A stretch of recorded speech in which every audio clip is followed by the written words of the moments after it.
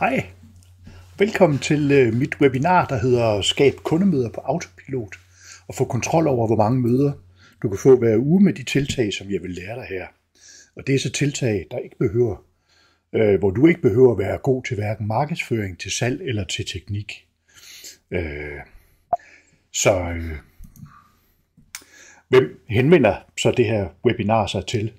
Jamen det er til den nyetablerede virksomhedsejer, som gerne vil have flere kundemøder til sin virksomhed. Det er til dig, der måske er behandler, coach eller konsulent, og så mangler nogle kvalificerede kundemøder. Det er til iværksætteren, der gerne vil skabe salg, uden at skulle bruge kold canvas. Så er det til marketingchefen, der gerne vil generere målbare kundemøder i virksomheden. Og så er det til dig, der bare er nysgerrig på, hvordan man egentlig skaffer flere kundemøder ved hjælp af marketing. Så mine løfter og mine mål for dig her i dag, det er at vise dig for det første en af de mest effektive metoder til at booke kundemøder. Det er at vise dig, hvordan man kan booke kundemøder endda, hvis du har komplekse ydelser, som kan være lidt svære at forklare. Og så er mit største ønske, at du efter det her webinar selv bliver i stand til at implementere det her framework, som jeg lærer dig, så det kan virke for dig. Men lige inden jeg fortæller dig lidt om, hvordan jeg er nået hertil, hvor jeg er i dag, så lad mig lige introducere mig selv kort. Jeg har en eksamen i afsætningsøkonomi fra Syddansk Universitet, og jeg er grafisk designuddannet. Jeg har arbejdet med salg og markedsføring i over 30 år, både på reklamebureauer og i marketingafdelinger.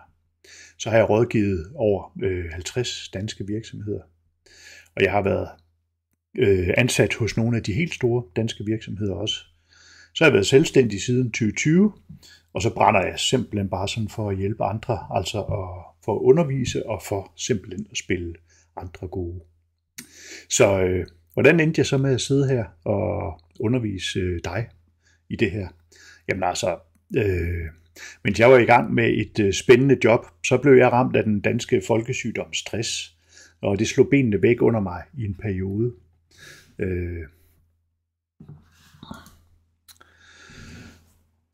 Jeg kunne simpelthen ikke se mig selv vende tilbage til det job, jeg ellers havde været ret glad for. Og min krop og mit sind, det ville det åbenbart anderledes, kan man sige, ikke? Så efter et par måneder, der havde jeg fundet frem til, at jeg skulle tilbage til mit oprindelige kreative miljø, som jeg har arbejdet i adskillige år tidligere. Men lige på det tidspunkt der ramte corona os alle sammen, og mulighederne for et nyt job blev lukket ned, ligesom alt muligt andet blev lukket ned. Så hurtigt frem til et sted, hvor jeg endte med at finde ud af, at jeg skulle starte min egen virksomhed, hvor jeg kunne kombinere en masse af det, jeg synes, der var enormt spændende at arbejde med, sammen med mine kompetencer og min erfaring. Men det var lige, da Putin han så valgte at invadere Ukraine. Alt stoppede. Alle priser steg voldsomt for mig. Farvel til egen virksomhed. Så jeg lukkede virksomheden ned, men havde så heldigvis en ny plan. Jeg har altid lært fra mig, og jeg har altid undervist. Og jeg synes, det er ret tilfredsstillende at spille andre folk gode. Samtidig så har jeg faktisk også en pædagogisk eksamen. Med mine kompetencer kombineret med viden og erfaring, så vidste jeg, at jeg skulle lave et undervisningsforløb. Og det er jeg så faktisk stadigvæk i gang med. Men i løbet af den proces her, der er jeg simpelthen stødt på den her metode til markedsføring og til salg. Og den er så genial og enkel, at den måtte jeg simpelthen bare videreformidle. Der er rigtig mange selvstændige og iværksættere, der dagligt kæmper med at få kundemøder med at lukke salg. Og det er sådan nogen som dem, der vil have glæde og gavn af den her proces. Og jeg er blevet certificeret og godkendt af dem, der leverer den danske løsning til det system. Så lad os komme i gang. Jeg vil vise dig de 4 tiltag, jeg vil lære dig i det her webinar. Først og fremmest tiltag nummer 1, det er, at jeg vil lære dig hele mit framework, som du kan implementere for dig selv og din virksomhed lige efter det her webinar.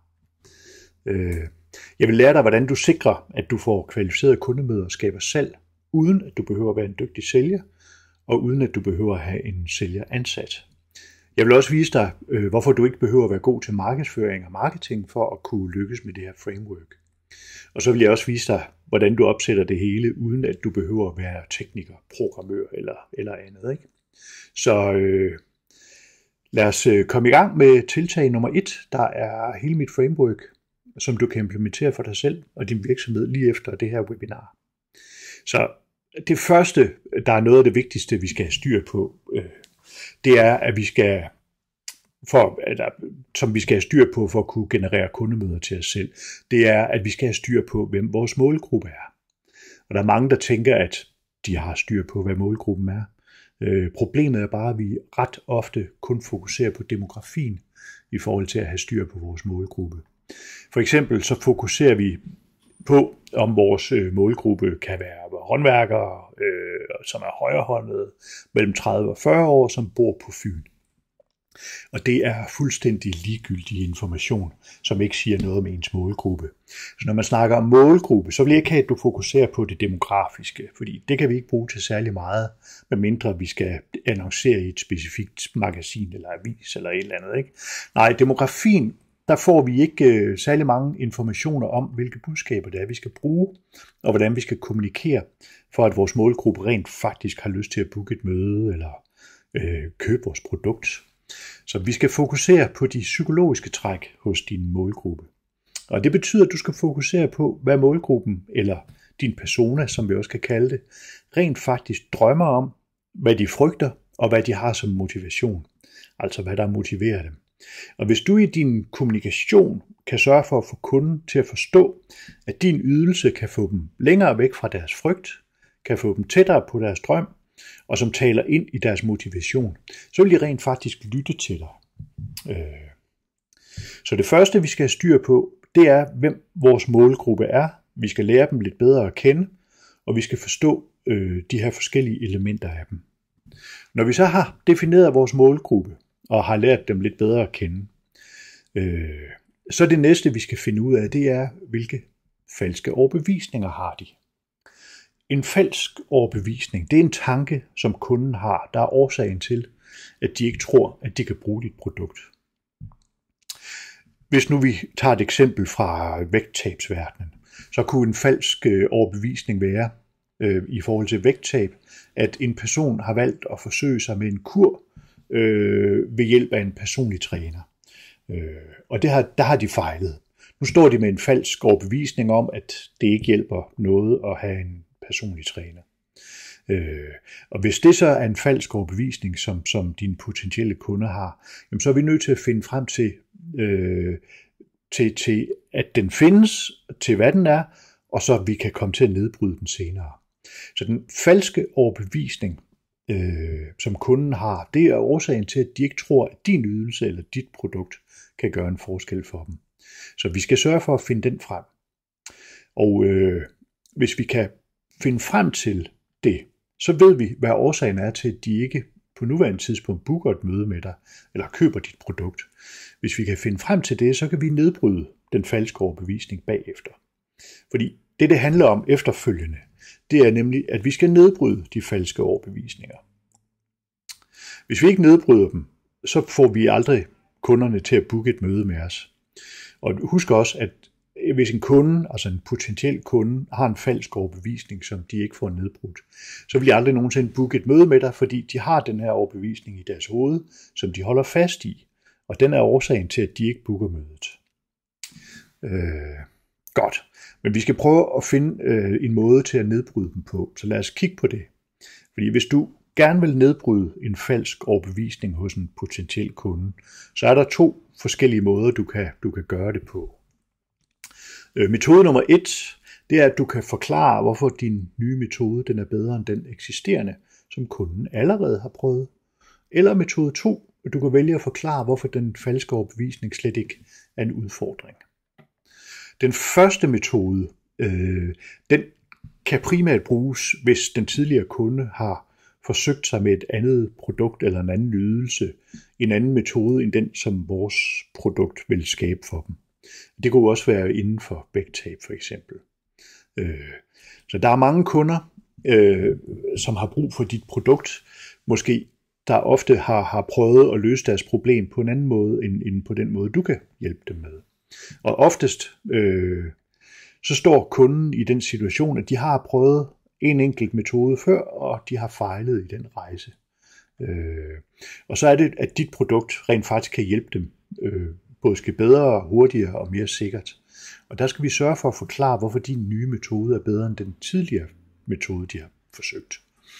Og hvis ikke vi formår at forklare det, hvis ikke de indser, at din metode er bedre, og så har vi svært ved at få dem til at købe vores produkt, fordi så vil de bare tro, at det er det samme.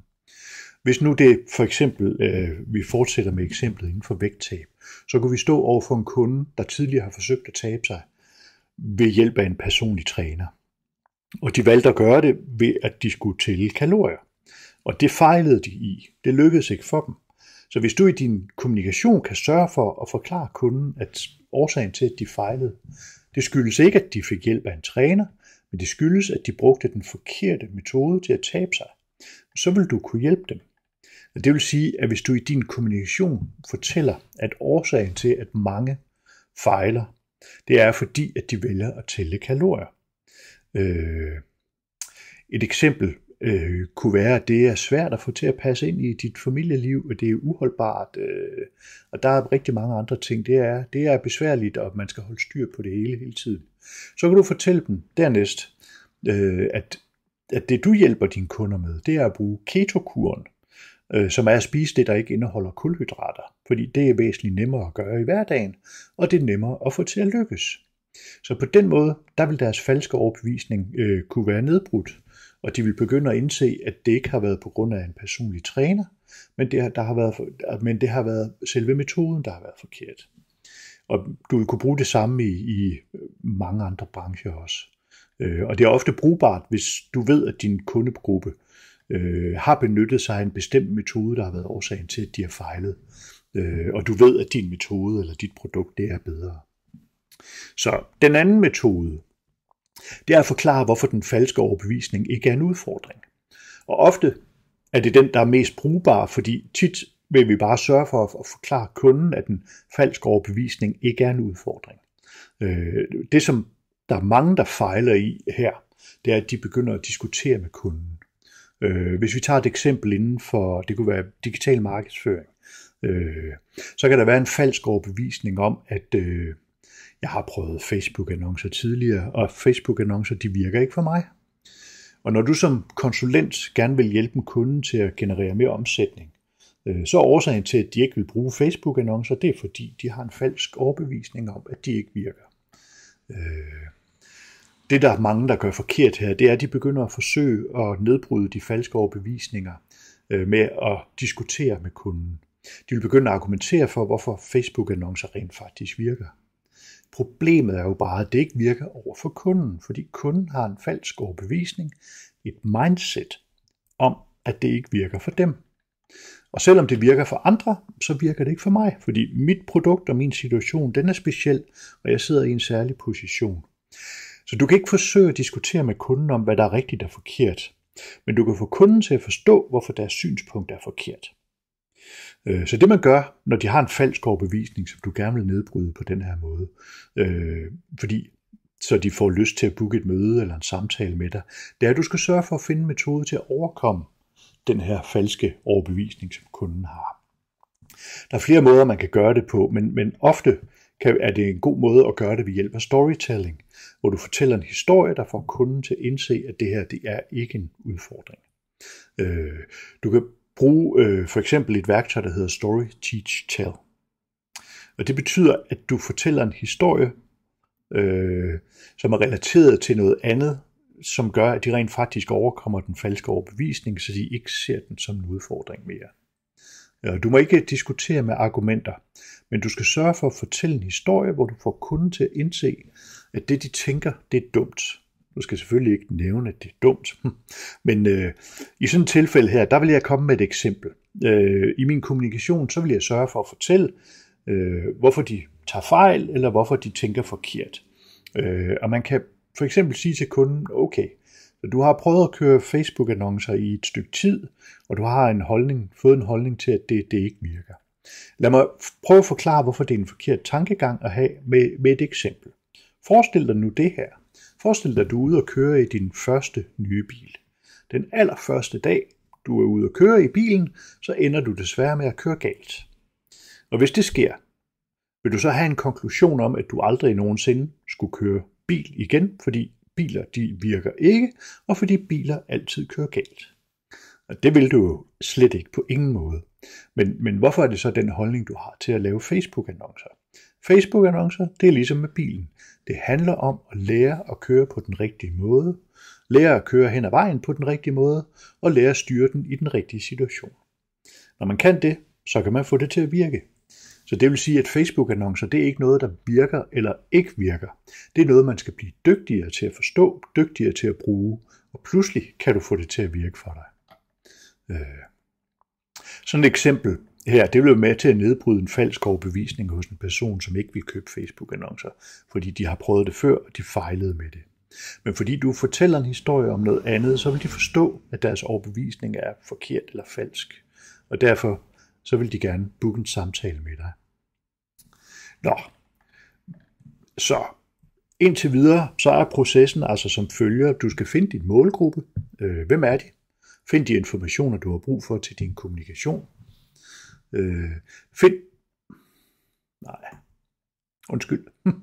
Find de informationer, du har. Find målgruppens falske overbevisninger, og så find en måde, du kan nedbryde deres falske overbevisninger på.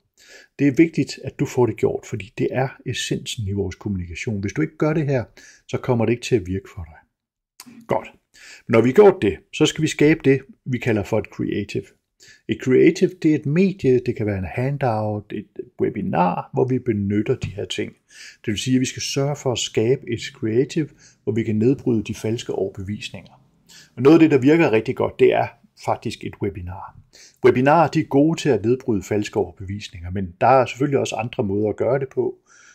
Man kan bruge e-bøger, testimonials og flere andre ting. Men det vigtigste er, at vi sørger for at nedbryde de falske overbevisninger. Når vi så ved, hvilket creative vi skal bruge, så kan vi begynde at bygge vores funnel. Vi har målgruppen, vi har de falske overbevisninger, og vi ved, hvordan vi får dem nedbrudt. Og nu har vi fundet ud af, hvordan vores creative det skal være. Så nu vil jeg gå lidt i dybden med en funnel, for der er mange, der ikke helt forstår, hvad en funnel er. Og jeg vil komme med et eksempel. Lad os se på en hjemmeside i forhold til en funnel. Og hvad er forskellen på de her to ting? Jamen altså, nu kommer jeg med et eksempel igen, og det er, at du skal for eksempel i Bilka og købe mælk. Og hvis Bilka var indrettet ligesom en hjemmeside, så vil den være indrettet ligesom Bilka er i dag. Det vil sige, at du kommer ind i Bilka, der er skilte til alle mulige forskellige ting, du kan købe. Du skal finde mælk, så du går ned i mejeriafdelingen, så finder du mælk, så går du op til kassen og betaler. Det er sådan en klassisk hjemmesideopbygning, ligesom en klassisk butikopbygning. Hvis derimod at Bilka var indrettet som en funnel, så vil det svare til, at der står en person ude foran, når du kommer til Bilka. Og personen spørger alle, om de mangler mælk. Og når så der er nogen, der siger, ja, jeg mangler mælk, så vil personen sige, det er fint, følg med mig.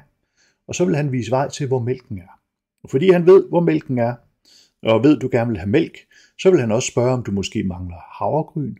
Ja, det gør man også. Så vil han vise dig hen til, hvor havregrynene står. Måske du også mangler noget sukker. Det gør man så også. Så det bedste resultat, det vil sige, at processen i en funnel er designet på forhånd. Alt efter, hvad der tilbydes, og hvad der giver det bedste resultat.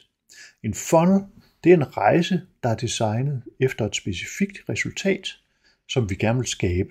I modsætning til en hjemmeside, hvor det er mere tilfældigt, hvor en kunde kigger efter et produkt, og hvad det ender med, at kunden så køber.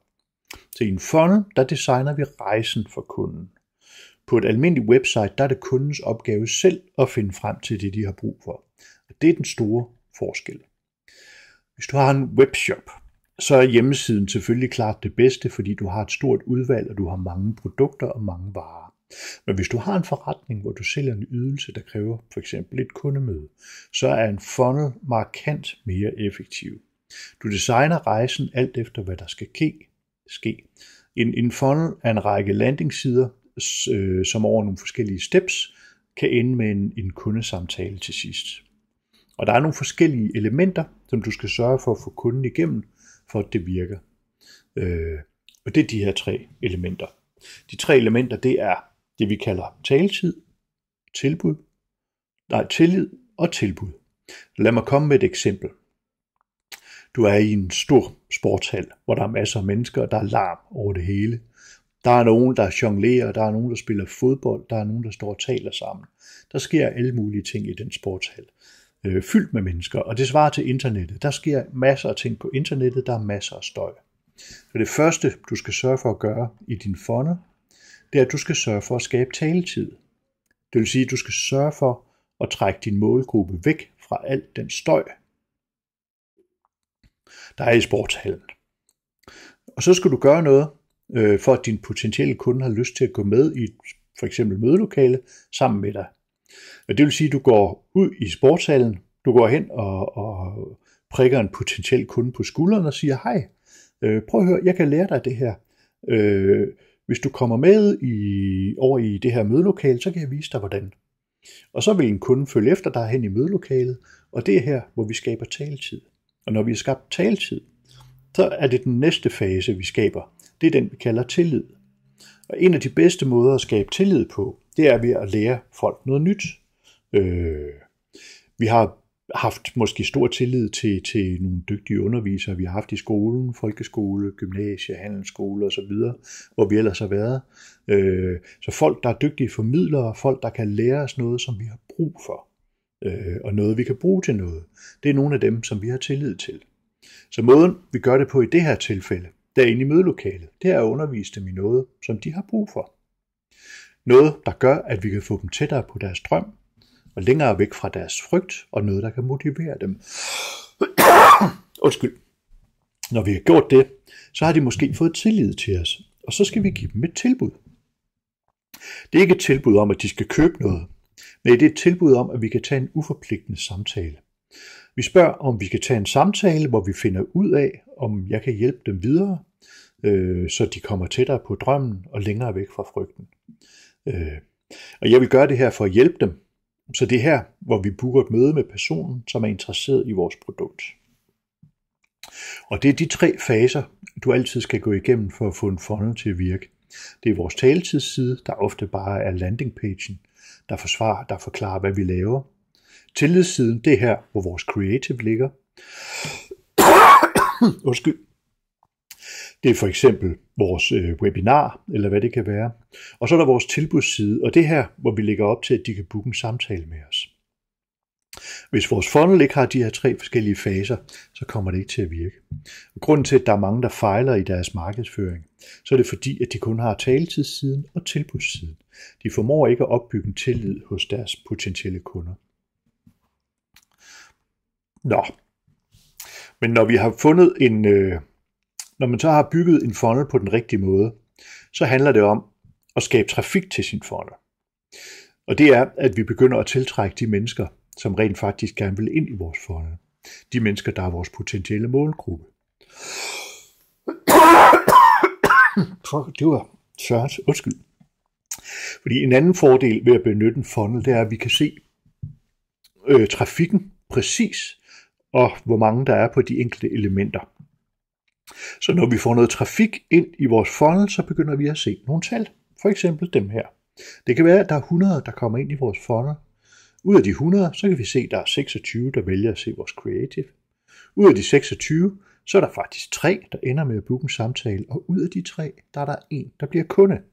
Så har vi en funnel, der virker. Nu skal vi bare finde ud af, hvad det koster at få 100 nye mennesker ind i vores funnel. Det her, det er så et eksempel på en funnel, der virker, og den kan sagtens virke bedre end det her.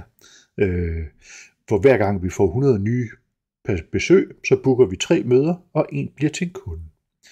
Funnel kan også virke dårligere. Spørgsmålet er, om det passer økonomisk. Og du skal sørge for, at det koster dig at få 100 nye besøg ind i funnelen. Det er markant billigere, end det du får i profit på et salg. Hvis det er det, så er det jo godkendt. Det, der er vigtigt for at få en funnel til at virke her, det er jo ikke, at den er flot designet. Det gør ikke noget, at den er det, men det er din kommunikation, der er afgørende. Det handler om, at du kommunikerer på en måde, så kunden forstår, at du kan hjælpe dem med dit produkt. At du kan gøre en forskel for dem. Hvis din kommunikation ikke virker, så virker din funnel heller ikke. Når de booker en samtale, så kan kunden beskrive deres udfordringer. De kan beskrive, hvor de er henne, hvad de har brug for, hvad de har brug for hjælp til. Og så kan man tage en samtale med dem bagefter ud fra det og vurdere, om man simpelthen rent faktisk kan hjælpe dem. Det er super simpelt, men igen, det kræver mere fokus på kommunikationen, end det kræver på designet. Og det vigtige er, at du bliver skarp på din målgruppe. Hvad er det, de drømmer om? Hvad frygter de? Og hvad bliver de motiveret af? Hvilke falske overbevisninger har de? Find en metode, hvor du kan nedbryde dem på, og finde ud af, hvilket creative du vil bruge. Og så skal du sørge for at få det bygget op i din funnel, så du for eksempel har et webinar, der kan skabe tillid, og som nedbryder de falske overbevisninger. Så har vi en funnel. Det næste, det vi skal, det er, at vi skal få vores funnel til at virke. Og vi kan gøre det på 2 måder. Hvis du har et marketingbudget, så kan du vælge at køre annoncer til din funnel med det samme, og så kan du måle trafikken, og så kan du tilrette den undervejs. Fordi det er sjældent, at en funnel den virker allerførste gang, man lancerer den. Der er tit noget, der skal tilrettes i den. Og du kan også vælge at sige, at du tester den i starten med organisk trafik, og så skal du bare sørge for at få organisk trafik ind i din funnel. Men når vi lancerer vores funnel, så virker den sjældent, som vi håber til at starte med. Og det er fordi, der ofte er nogle ting, der skal læres, og noget, der skal tilrettes. Så når en funnel ikke lykkes i første omgang, så er der altid 3 spørgsmål, man skal stille sig selv. Nummer 1, er det de rigtige mennesker, vi får ind i min funnel på det her tidspunkt? Fordi hvis det ikke er de rigtige mennesker, vi får ind i min funnel, jamen så er det jo årsagen til, at de ikke booker et møde, fordi de er ikke interesseret i det, vi har at tilbyde. Hvis det er de rigtige mennesker, der kommer ind i vores funnel, så kommunikerer vi jo til de rigtige. Så må vi antage, at det er de rigtige mennesker, vi får ind i vores funnel. Så spørgsmål nummer 2, det er, forstår de værdien af mit produkt? Hvis ikke vi er skarpe nok til at kommunikere værdien i produktet, så kan det være årsagen til, at de ikke vil ende med at booke noget, eller gå videre med vores funnel. Og så skal vi ind og kigge på vores funnel igen, og vi skal se, om vi kan kommunikere vores værdier skarpere. Og så den sidste ting, hvis det ikke er det, der virker, så kan det være, at der er en falsk overbevisning, de besøgende har, som vi ikke har fået bearbejdet. Så hvis ikke det er nummer 1 eller nummer 2, så er det jo altid den sidste. Det er altid en falsk overbevisning, vi ikke har fået bearbejdet i vores funnel. Så lad os tage et eksempel. Symptom nummer 1, det kan være, at det er vores taletidsside, det vil sige landingssiden, der er problemet. Det kan være, at vi får 100 mennesker ind i vores funnel, men der er kun 12, der klikker videre til vores creative side, og der er ikke nogen, der klikker os videre til tilbudssiden. Så vores landingspage, den er ikke god nok til, at folk de klikker sig videre. Så vi skal ud og undersøge, om det er de rigtige mennesker, vi får ind i vores funnel. Okay, det er det så. Det finder vi ud af. Men så er vi ikke skarpe nok til at kommunikere værdien for vores kunder. Det skal vi have rettet op på. Når vi retter det, så kører vi en ny test.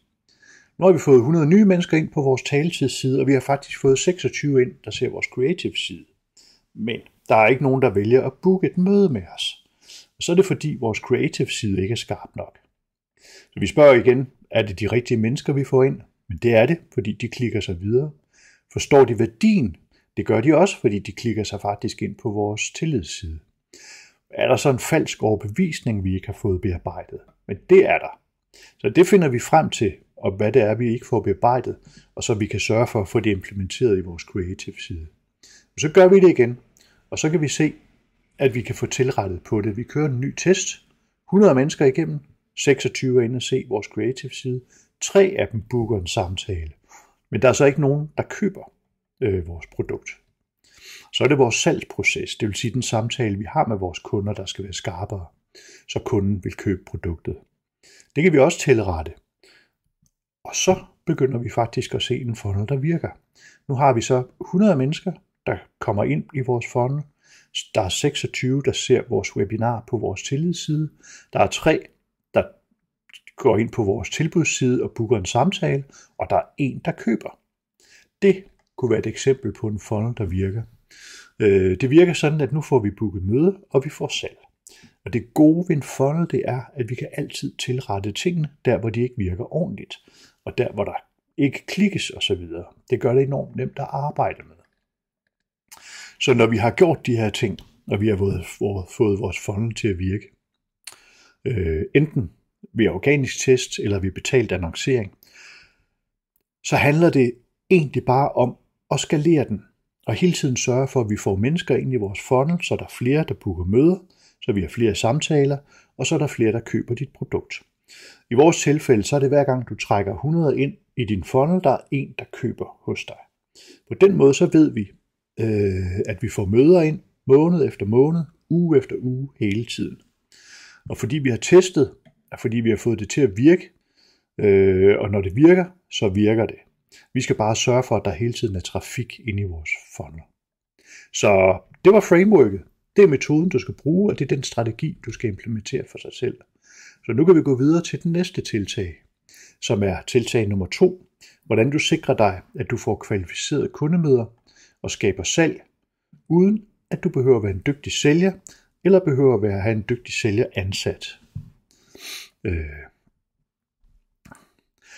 Det er ret vigtigt at forstå, når du vælger at bruge en funnel, at så vælger du faktisk hele processen på hovedet, så du ikke længere er en sælger, der skal forsøge at sælge et produkt ved at ringe til potentielle kundeemner. Du er i stedet for en rådgivende ekspert, der skal rådgive personen, om du kan hjælpe dem med dit produkt.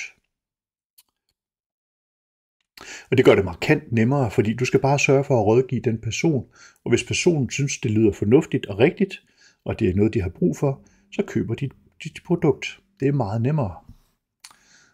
Så det vigtige at forstå i den her proces, det er, at når folk kommer igennem en funnel, eller de booker et møde, så har du mulighed for, at de kan indsende en ansøgning på forhånd. Så de ansøger nærmest om at blive godkendt til dit produkt. Og for eksempel kan den ansøgning indeholde, at de beskriver deres forretning, de beskriver målet med forretningen, hvad de omsætter for på nuværende tidspunkt, og hvad deres fremtidige omsætningsmål er, hvad deres største udfordringer er, og hvor motiverede de er. Og om de så er interesserede i at købe et forløb, hvis de kan se, at det hjælper dem. Så de har altså ansøgt på forhånd, og måske endda næsten beskrevet, at de er klar til at købe. Så vi skal bare sørge for at rådgive dem i samtalen. Og det er ret fedt, at du kan sørge for at få ansøgerne i den rigtige retning, så de bliver mere interesserede i at købe hos dig. Men du kan også vælge at afvise en ansøger, hvis du ud fra ansøgningen vurderer, at det ikke giver mening med en samtale, fordi de er et helt andet sted end der, hvor du kan hjælpe dem. Så du kan tilvælge dem, eller du kan afvise dem. Men det betyder også, at du får ikke en masse forgæves møder. Du får faktisk kun relevante møder, fordi at du kan godkende dem ud fra deres ansøgning. Så du går fra at være sælger til at være rådgiver ved at bruge den her metode. Tiltag nummer 3. Hvorfor du ikke behøver at være god til marketing for at bruge det her framework. Jamen, hvordan passer en funnel så ind i mit normale marketingmix og min måde at arbejde med marketing på? Der er mange, der arbejder ved marketing ved, at de fokuserer på branding og fokuserer på leads, fokuserer på salg, nogle på retargeting-kampagner og nogle fokuserer på mere salg. En funnel simplificerer hele den proces og gør det enkelt at arbejde med de her discipliner på en gang. Fordi det, der er så fedt, er blandt andet, at i en funnel, der har du faktisk alle disciplinerne. Du har brandingen i toppen. Når du begynder at annoncere for din funnel, så begynder der at være mange mennesker, der ser dine annoncer og ser dine værdier osv. Du har lead-generering, fordi når folk de skal videre og se dit creative, jamen så vil de give dig deres e-mail med tilladelse til, at du kan kommunikere til dem bagefter. Og det vil sige, at du får mange e-mailadresser undervejs i processen, som du kan begynde at arbejde med, reagere på, følge op på osv. Du arbejder også med salg, fordi din funnel jo rent faktisk skaber salg. Derudover så arbejder du også med retargeting. Dem, der kommer ind i din funnel i toppen, men som ikke ser webinaret, eller som ikke booker et møde, jamen dem skal du sørge for at få fat i igen. Få dem ind i din funnel, så de ender med at booke et møde hos dig. Og så arbejder du med mere salg, fordi når du har solgt til dem, så kan du begynde at bearbejde dem igen via en ny funnel. Så du har faktisk alle de her elementer i brug i din funnel på én gang. Og så er vi lige nået frem til det sidste tiltag, tiltag nummer 4, hvordan du opsætter det hele uden at være teknisk, eller uden at det behøver at være tidskrævende. For der er mange, der tror, at man skal være programmør eller sådan lidt et teknisk geni for at få sådan et system med en funnel til at fungere, og det behøver man faktisk ikke. For eksempel, når du har fået en ny mobiltelefon, som du skal tage i brug, så bliver du jo altid, så er der masser af ting, der skal gøres, og en masse opsætninger og ting og sager, du skal have til at køre. Du skal hente gamle data ind, og sms og billeder, og jeg ved ikke hvad. Men det smarte er, at du altid bliver guidet igennem din opsætning af systemet, bare med nogle få spørgsmål. Noget om lidt sprog og lidt udseende og så videre. Og så ud fra din valg, så bliver din nye mobil helt automatisk sat op til dig. Og på samme måde er det også med opbygningen af dit funnel-system. Du træffer nogle valg, og ud fra dem, så bliver din funnel sat op, og så vil den være klar til dig. Du kan altid, ligesom på mobiltelefonen, bagefter gå ind og ændre eller tilføje nogle opsætninger. Men som udgangspunkt, så kræver det ikke, at du skal kunne finde ud af systemet. Det kræver bare, at du ved, hvad du skal bruge systemet til. Og udover det, så bruger du for eksempel Facebook til din annoncering. Du bruger et færdigt system som Captino til at lave din funnel, og så kan du bruge for eksempel Jotforms til din online booking af møder. Det er ret simpelt. Det kræver ikke det store, hvis du bare ved, hvad du skal bruge. Men nu har jeg givet dig... Nu har jeg lært dig alt, hvad jeg kunne her hen over de sidste 40 minutters tid, og jeg håber, at du kan se, at du har lært en masse, og at du synes, at du kan begynde at udnytte det i din egen virksomhed. Du har to muligheder. Og du kan enten vælge at tage alt det, jeg har lært dig i dag, og så begynde at arbejde videre med det for dig selv. Det vil sige, begynde at bruge det, du har lært i den her proces. Og du kan også vælge at sige, at du rigtig gerne vil have hjælp af nogen, der allerede har processen og systemet inde under huden, som kan hjælpe dig med at implementere det i din virksomhed. Hvis du gerne vil have hjælp, så skal du klikke herunder og booke en 100% uforpligtende samtale. Så kommer du til at snakke med mig, og så finder vi ud af, om jeg kan hjælpe dig. Og jeg vil vurdere det på, om du har lyst til at få hjælp som det første, selvfølgelig. Det vil sige enten til at lære det, eller til at jeg gør det for dig, men også for, at jeg kan vurdere, om jeg kan hjælpe dig der, hvor du er på nuværende tidspunkt i din virksomhed. Jeg har erfaring fra en del forskellige brancher, men jeg vil også være sikker på, at det er en god case både for dig og for mig, hvis jeg skal hjælpe dig.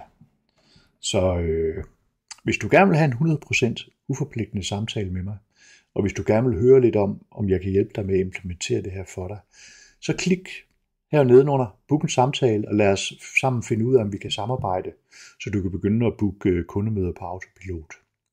Så med det sagt, så håber jeg, at du booker en 100% uforpligtende samtale med mig. Og derudover så vil jeg sige tusind tak, fordi du fulgte med i mit webinar. Jeg håber rigtig meget, at du har fået god værdi med herfra, og så håber jeg, at vi tales ved. Ha' det godt.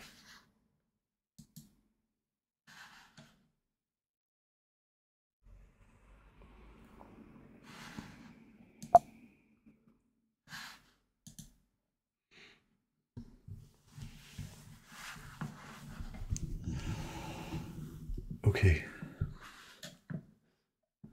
Og nu er jeg så der, hvor jeg godt kunne tænke mig at se.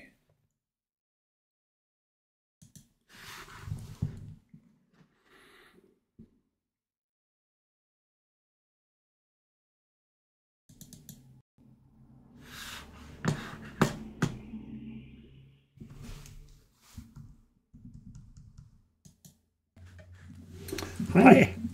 Velkommen til mit webinar, der hedder Skab kundemøder på autopilot. Og få kontrol over, hvor mange møder du kan få hver uge med de tiltag, som jeg vil lære dig her. Og det er så tiltag, der ikke behøver, hvor du ikke behøver at være god til hverken markedsføring, til salg eller til teknik. Hvem henvender så det her webinar sig til? Jamen det er til den nyetablerede virksomhedsejer, som gerne vil have flere kundemøder til sin virksomhed. Det er til dig, der måske er behandler, coach eller konsulent, og som mangler nogle kvalificerede kundemøder. Det er til iværksætteren, der gerne vil skabe salg, uden at skulle bruge kold canvas. Så er det til marketingchefen, der gerne vil generere målbare kundemøder i virksomheden. Og så er det til dig, der bare er nysgerrig på, hvordan man egentlig skaffer flere kundemøder ved hjælp af marketing. Så mine løfter og mine mål for dig her i dag, det er at vise dig for det første en af de mest effektive metoder til at booke kundemøder. Det er at vise dig, hvordan man kan booke kundemøder en dag, hvis du har komplekse ydelser, som kan være lidt svære at forklare. Og så er mit største ønske, at du efter det her webinar selv bliver i stand til at implementere det her framework, som jeg lærer dig, så det kan virke for dig. Men lige inden jeg fortæller dig lidt om, hvordan jeg er nået hertil, hvor jeg er i dag, så lad mig lige introducere mig selv kort. Jeg har en eksamen i afsætningsøkonomi fra Syddansk Universitet, og jeg er grafisk designuddannet. Jeg har arbejdet med salg og markedsføring i over 30 år, både på reklamebureauer og i marketingafdelinger. Så har jeg rådgivet over 50 danske virksomheder, og jeg har været ansat hos nogle af de helt store danske virksomheder også. Så har jeg været selvstændig siden 2020, og så brænder jeg simpelthen bare sådan for at hjælpe andre, altså for at undervise og for simpelthen at spille andre gode. Så hvordan endte jeg så med at sidde her og undervise dig i det her? Jamen altså, mens jeg var i gang med et spændende job, så blev jeg ramt af den danske folkesygdom stress, og det slog benene væk under mig i en periode.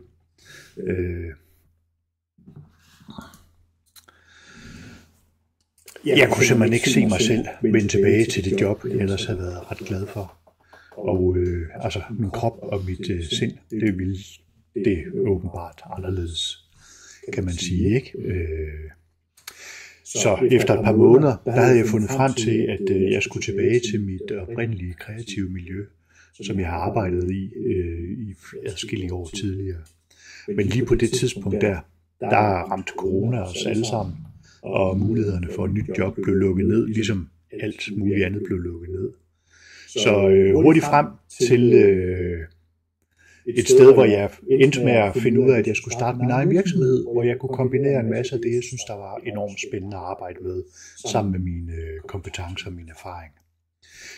Men det var lige, da Putin han så valgte at invadere Ukraine. Alt stoppede. Alle priser steg voldsomt. Farvel til egen virksomhed. Så jeg lukkede virksomheden ned, men havde så heldigvis en ny plan. Jeg har altid lært fra mig, og jeg har altid undervist, og jeg synes, det er ret tilfredsstillende at spille andre folk gode. Samtidig så har jeg faktisk også en pædagogisk eksamen. Med mine kompetencer kombineret med viden og erfaring, så vidste jeg, at jeg skulle lave et undervisningsforløb. Og det er jeg så faktisk stadigvæk i gang med. Men i løbet af den proces her, der er jeg simpelthen stødt på den her metode til markedsføring og til salg. Og den er så genial og enkel, at den måtte jeg simpelthen bare videreformidle. Der er rigtig mange selvstændige og iværksættere, der dagligt kæmper med at få kundemøder med at lukke salg. Og det er sådan nogen som dem, der vil have glæde og gavn af den her proces. Og jeg er blevet certificeret og godkendt af dem, der leverer den danske løsning til det system. Så lad os komme i gang. Jeg vil vise dig de 4 tiltag, jeg vil lære dig i det her webinar. Først og fremmest tiltag nummer 1, det er, at jeg vil lære dig hele mit framework, som du vil implementere for dig selv og din virksomhed lige efter det her webinar. Jeg vil lære dig, hvordan du sikrer, at du får kvalificerede kundemøder og skaber salg, uden at du behøver at være en dygtig sælger, og uden at du behøver at have en sælger ansat. Det er sgu...